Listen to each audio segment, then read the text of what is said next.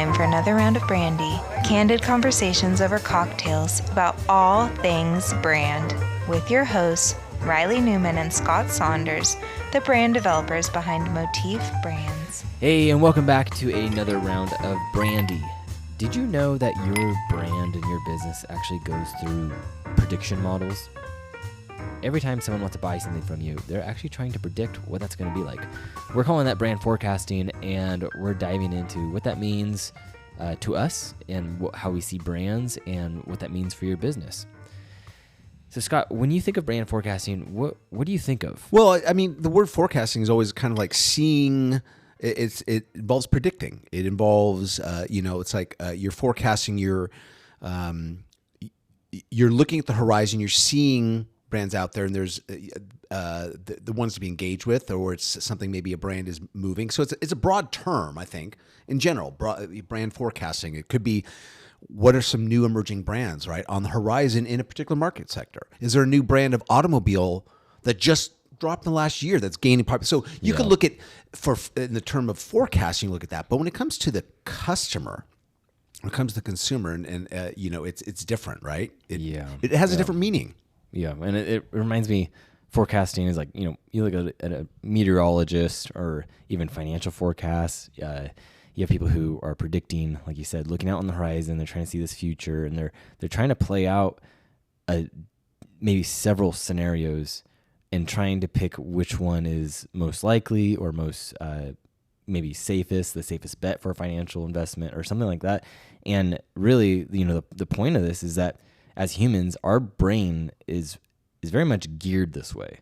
We are always trying to predict, and we're always trying to kind of do this future play and be able to do that. And that's what a lot of scientists, they'll talk about that, is that's what humans are so darn good at. And that's why we've survived, is that we're able to play out these different futures rather than just picking one path and then that could lead to our demise. We're actually able to play out different scenarios. Go, okay, that one makes sense over here. This one could be a little dangerous, but we're able to do that and kind of almost like gamify it in that way, and then pick the one that has most likely the better scenario. It's at the core of our human basic need to survive. Yeah. Is we learned early on how to look at scenarios and predict certain things that would happen, and usually a lot of that prediction is based on experiences. For instance, people can forecast or predict history in the making, right? Because they look back on what preceded it. What are some patterns in history we've seen with, whether it's some coup or rising regime in another country, and civil war, and we look back at history and kind of predict possible outcomes and then possible scenarios of how we as a country might need to respond. And then those are just variances of how we, through experience, look ahead to try to find patterns, to try to find ways that we can. It's kind of our need to control. Yeah, it really is, and that's why some people fare well in spontaneity, and others don't. Personally, for me, I'm not a spontaneous guy. My wife is. She's very spontaneous, but my wife, I'm not. I need routine. I function better in routine and knowing what's to come. Yep. And that's what, we've mentioned on previous episodes, is kind of the variable of the unknown. And that's what we fear so much. And that's how a lot of anxiety, or even like buyer's remorse, or even just hesitation in a purchase or anything, or an investment, it's that unknown variable that makes us kind of start shaking in our boots.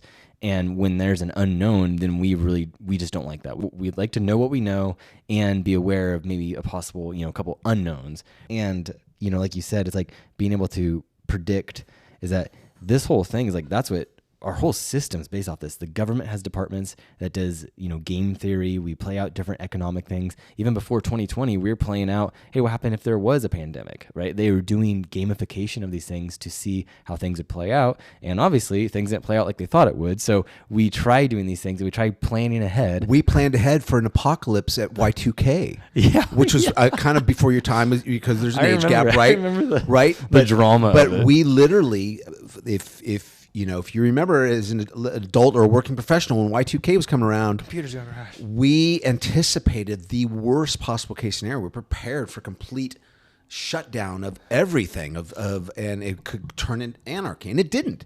Yeah. Very little happened, and in part because people started preparing and making necessary changes to software and code and things like that, so that we didn't have this all of a sudden electronic and computerized shutdown when everything converted from the 1900s to the 2000s, and but we planned for that, but we predicted ahead, right? Happen. Yeah. But when it comes to brand, I think so much of and new brands. I mean, this is kind of what we're talking about. I mean, through brand experience, a brand that you have had a great experience with, right?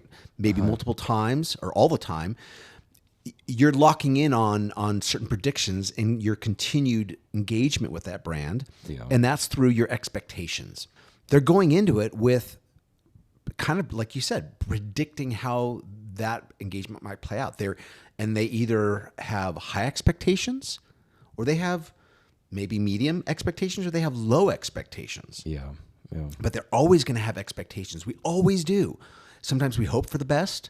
Sometimes we go into it with, oh man, they're marketing, they're advertising, everything looks so good. Yeah. And then when the product comes, it's not what they really thought it would be. It looked sturdier, or why is it not doing what it looked like on the video? Whatever it is, now you've got unmet expectations, right? And that hurts a brand.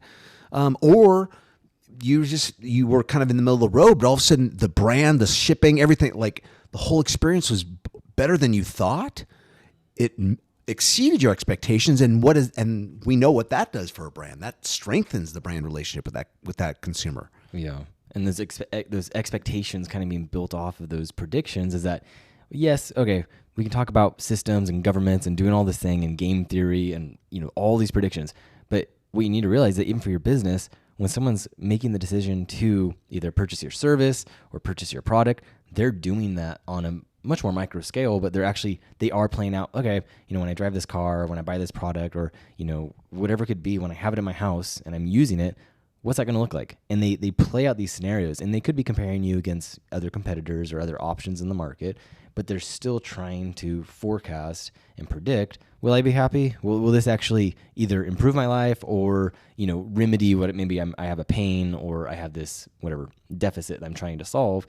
It could be they're trying to predict that future and trying to go, okay, that looks like a pretty good guarantee. And like Scott's saying is that there is these signaling, whether it could be the marketing, the product design, or even like certifications and awards that have been given to the product that help us go, okay, I have a better likelihood of this future actually playing out. I feel pretty good about that. Yeah, I'll buy it. Yeah. And so they're playing out these different scenarios and leading into going, okay, now this is setting the expectation. So you overpromise and you underdeliver. It's like that's going to hurt massively. Is that then it hurts even more so because they feel like they're being ripped off. Which brings up a great side point. We're firm believers with brands.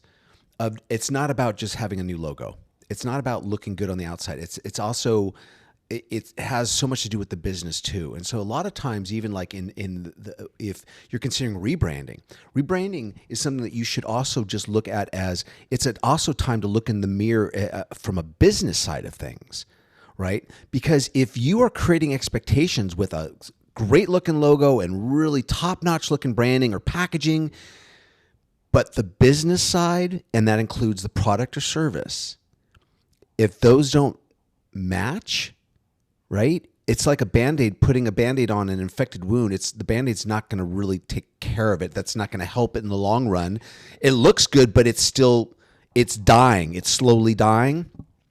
Same thing with a business's brand, is that if the business is not in a healthy state, if the business is not giving the best it can to the customer, that brand, that visual brand, or the all those other brand signals, right? They fall. All they do is set up high expectation that is not met. Yeah. Because the business side is not on point, and that can do serious damage to the brand. Yeah. Right. And to Scott's point, it's like that alone, it hurts really bad because you're not only making someone feel like they got tricked, they got fooled, they got ripped off, but the pain of it is actually when we're doing these predictive scenarios and then choosing to go with a product or a brand, that's these predictive things are to help us stay safe And so just like, throughout history, it's like we're trying to play out, okay, is that a safer path this way, or should I go this way or risk this? And so it's all safety. We're trying to de-risk and save ourselves from pain no matter what. And there's plenty of studies that back that up, that we'd rather avoid pain than actually gain something. And so deciding to go with a brand is a matter of de-risking and making it the least painful approach. And so then when there is that high expectation that's not met, that pain of them going, wow, this is like not how they sold it, is like that pain is massive on the emotional level, on a psychological level. And then that is really stained, and the perception of your business, your brand, just gets tainted. Right. But your customer service is not going to turn that around. Yep. Right. And that's the thing, whereas either if you have a stellar return or exchange policy, right? If you have quick response by your customer service, if they do go out of their way if the brand goes out of its way to make up for that loss, that pain, right? The pain and suffering of that transaction to the consumer, if they're able to make it right, you can recover. Oh yeah. And that's but again, that is not it. It is part of the brand signal. Like we always say, customer service is a huge component of your brand. Yeah. It really is. But it's also very much a core of the business side of things. Yeah. And then again, it's like viewing and going, the brand it's exercised and tested in these different scenarios, and someone playing it out going, okay, is this going to help? Is this going to hurt me? How do I do this? Right. And so when they are playing it out, they're not only comparing you to competitors and other people in the market and other options, but also standards set by really external factors. And that could be, everything from convenience to, product quality, where let's say like Apple, where people are so used to Apple products now, where if something doesn't have the connectivity or the product design or the quality of material, it's like you're being compared to that. If you're in any similar market where someone is going to kind of use that association and make those assumptions and go, okay, how is this actually reflecting on me as a buyer, and what can I do? And again, those expectations are being set, whether you like it or not. They're being set by internal forces and external forces on a lot of different kind of levels. Yeah. And I think the thing to keep in mind too, because we also want to bring it back to predicting, right? How do you and managing prediction? If this is if the reality of life is that every potential consumer out there for your brand is going to be going through some sort of prediction model, right? When it comes to considering to engage with your brand or continuing to engage with your brand, do you have brand clarity? Is there areas where it's vague on the brand, where it's kind of in the gray, right? Because what, like we've talked about in the past and some other things, is that our human nature is also to fill in the blanks. Yep. And if it's vague, if your story is cluttered, if it's inconsistent, you're giving opportunity for the consumer to fill in the blanks with however they want to, however they choose to. If they've been burned in the past, it's gonna be more of a negative tone. If they're optimistic, they're gonna, set up higher expectations. So that's where, because it's one thing to accept the fact that this is the way the world is, right? Yeah. It's another to go, okay, well, what do I do about it? How can I set up my brand for this, right? And our response would be to make sure that you're communicating, you're signaling as much of your brand and its personality and its expectations and its values and its touch point, all those things that we talk about connecting with your audience, that there's not a lot of room for gray area where they're going to decide, do I fill that spot with black or white? Yeah. Yeah. And it's all coming back to being distinct and really just having those, what your brand is, having that clarity and that personality. And it's kind of like I've always heard this example where it's like, okay, imagine Hilton, the hotel company, coming out with a shoe. Now imagine Nike opening a hotel. It's like there's a complete comparison there where you're able to go, okay, what would Hilton, how would they come up with a product design? Because the brand is so just like, there's no really, it's not unique and distinct in enough ways for you to actually fill in that gap. So you might kind of start thinking of weird ideas that would be like, I don't know, not a good looking shoe. But with Nike, we have so much information and so much to work with about the brand that we know, and it's really embedded in us that now we can go, man, what would that be like if Nike did open a hotel? It'd have a track on the top, maybe a pool. It'd have all these cool athletic things and be, very like techie forward and just like very fitness. and we're able to fill in those gaps. And like Scott's saying is like, if your brand isn't distinct enough where you're able to go, hey, we are this, and more importantly, we are not this, and that, then you're able to then help them paint that picture. You're not leaving it up to them and their imagination to run this prediction model and be like, okay, how would brand X perform in this certain scenario, or what would I do with it? And I think that's where a lot of brands kind of fall short, is that they're not brave enough to actually go, okay, this is who we are, this is what we're doing, and again, being different and being distinct from the market, because you're going to allow those other brands to kind of fill in the gap for you. You brought up some interesting, an interesting parallel, but one more recently that popped in my mind just now that we were chatting about, came across that Dyson, right? The vacuum cleaner, known for vacuum cleaners and hand dryers, right? You see them, they're making headphones, like, and I find that very interesting. And at first I'm like, okay, that's weird. But what Dyson's brand has always been signaling me, and I used to own I owned a Dyson for years, is that they're known for their innovation. They're known for their engineering. They're known for their progressive, out of the box thinking in physics and things, whether it was the vacuum, whether it was a hand, like all these things, right? They're just known for being innovative. They're kind of like the Apple of vacuum cleaners and stuff like that. So if they're going to jump and make a huge market leap, right, into something audio accessories, I'm willing to give the brand a shot. Yeah. You know what I mean? To consider, they're going, okay, I can force my mind to saying, can I connect these two with dots, right? It's a jump. And I would not be able to, I don't care how you sold it to me, pitched to me. If Hilton started, making running shoes or whatever, I'd be like, eh. But Dyson making headphones? Heck. Yeah. I mean, I could believe that and actually put stock that I'm sure actually they're probably pretty good.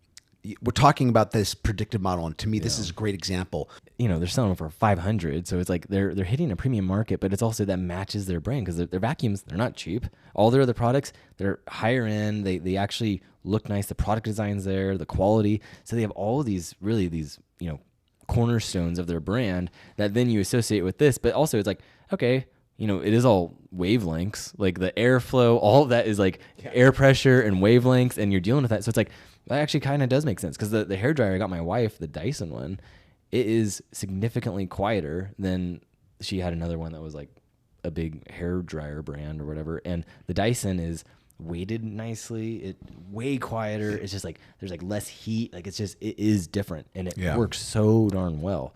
And so it's like, okay, I could see that. It's all air pressure, It's like that's how you hear stuff. And okay, but that logic you're applying right now, that mental logic of, I know what I know about airwaves, I know about sound waves, right? They're similar. That wasn't something that the brand conveyed to you. So that's your predictive mind trying to find logic to accept it. And you did. And you're resting on it. You're going, that makes sense to me. Yeah. And that was great. Or the brand didn't define, the brand never, not once is Dyson in its ads for on-track headphones is saying, hey, sound wave, we've mastered airwaves. Sound waves are very similar physically, in physics. So therefore we can master this area. They're never making that claim. That's for you. It's an open-ended thing, but that need to predict, you just exercise it right now as we're talking, saying, well, that makes sense. Well, and they provided so much proof and just evidence, and they filled in so many gaps that then I go, okay, I can mentally make that jump, or whoever can make that jump and go, yeah, that does make sense. And they probably are very high quality headphones. They probably do make a lot of sense. So how does a brand navigate against this natural, preconceived thing that our brain just naturally does? Is that you utilize it. Find what are some of those natural associations people are going to have.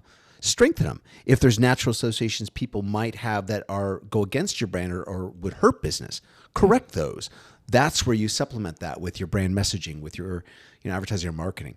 And I think like it does, like when we say being distinct, it means having that narrative, having that point of view. And like Dyson, he approached some of the most boring industries, like vacuum cleaners and like hair dryers. Like it's not the most exciting thing, but he approached it with a unique perspective and their point of view, approaching the product design, high quality, quote, never loses suction and all that. And it's like he approached it from a totally different frame, and that added more and more uniqueness to the brand, how distinct it is, and then how we apply that to their future ventures now, where the brand probably will just keep expanding. Like it makes a lot of sense. Yeah, and the other thing too to just keep in mind too is in having and maintaining a distinction with your brand that's going to help set you apart from everybody else in your playing field, is that you're always analyzing, again, answering the question of what value, what salient value you bringing to the consumer. How are you making their life better? How are you making it different? How are you providing something that maybe they didn't even need? Providing something for a need they maybe weren't aware that they had, right? Or a way to make their life more convenient, or things like that. And maybe you are providing a service or product that is on par with a lot of others, and they're all doing the same thing, but maybe the brands aren't really focusing on that distinction. Well, and again, Dyson is like, that's what he did, is that a vacuum is a vacuum. Like you want it to suck up stuff and clean and be easy to clean. And he approached it. All the vacuums are saying the same thing, talking about features. And he approached it and went, okay, what are they at the time? It's like vacuums kept losing suction, whether it's Shark or whoever, or Bissell. And then he approaches it and reframes the whole thing. Well, he's an engineer too. Also, was like, there's we can design a way to do it. We can build a better mousetrap. He translates it for the consumer and goes, never loses suction. Because that's what they care about. And that was the problem. And so, if you are in an industry where, man, all of our stuff is the same, or it feels like we're just selling the same thing, then you need to reframe it. You got to position. You got to find that spot and go, what is it? Because then you're going to really start carving out your spot in the market. And that's going to help with that. Again, then when the prediction comes, when they're comparing you and trying to decide, they can start painting that picture. And you're able to, like Scott said, either help them with that aspiration and that goal they have, or if there's a pain, you can help go, hey, this is how we'll remedy it. This is how we can help you. Yeah. Even a classic example that just came to mind is, like let's say candles, for instance, right? Holiday season, everyone, adds extra candles out, and there's fragrance, right? There's holidays fragrance. We have a spruce scented candle in the office, and gosh, smells like Christmas. Is glorious. Anyway. But for instance, like you look at all the buzzwords of all the marketing that candle companies make, and it's like, oh, soy and they'll mention the ingredients that go into it, right? But never do I hear long burn time. And as a candle, as someone that every now and then likes to light a candle, that's something when I'm looking at candles, the first thing I'll do is I'll look on the bottom, and sometimes it's in fine print. It's like, oh, here's a 20-hour burn time, or this candle. And I know a lot of it has to do with volume, but I've also encountered brands that literally had a longer burn time. I don't know what they do for that, if it's but there's an example where if no one's really talking about the burn time, and that might be something that the consumer might want to shop by, that might matter to them. Or then that's something you could capitalize on. Yeah, or have different candles for different burn times. So this one's like a 30-minute, this one's like an hour. Well, Duraflame has it. You want the 5-hour Duraflame log, or the 3-hour? Well, I'm only going to be for 3 hours. So that actually does make a lot of sense. Yeah. So that's just another example where being distinct, leaning into your distinctiveness to fill in the gap for some vague areas that people are trying to, in their natural inclination, to predict and to forecast brand engagement. Yeah, and not just leaving it up to your consumer, because really they're going to take assumptions, they're going to take preconceived notions and start applying it to you without your permission, and your brand will start warping and becoming distorted in how they see it, and that's just like that's a no-go. That your brand is just being really tarnished at that point. Yeah. But thank you for checking in on this episode of Brandy. We'll be back with another either Brandy shot or full-length episode. Check out last episode. We talked about Mariah Carey's holiday hit and what you can learn about that for your marketing and brand. And until next time. Yep. Cheers. Cheers.